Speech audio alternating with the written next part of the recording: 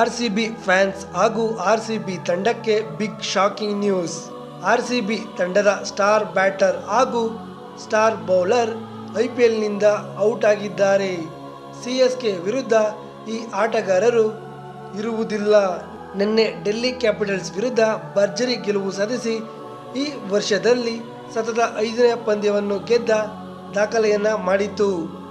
ಆದರೆ ಇದೀಗ ಆರ್ಸಿಬಿ ತಂಡದ ಇಬ್ಬರು ಸ್ಟಾರ್ ಆಟಗಾರರು ಐಪಿಎಲ್ನಿಂದ ಹೊರಹೋಗಿದ್ದಾರೆ.